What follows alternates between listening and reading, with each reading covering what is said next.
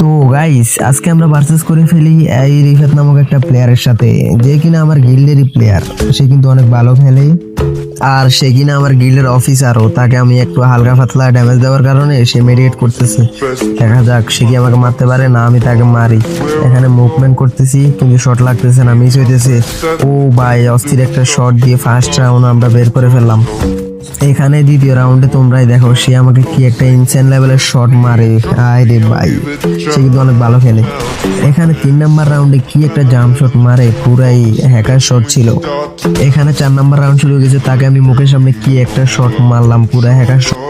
আর guys তোমরাও কি আমার সাথে ভার্সেস করতে চাও? তাহলে কমেন্টে তোমাদের ইউআইডি দিয়ে যাও, সবার সাথে ভার্সেস করা হবে। নেক্সটে কি ভার্সেস করবা, রেডি থাকো। আর সবাই ভালো থাকবেন। আল্লাহ হাফেজ।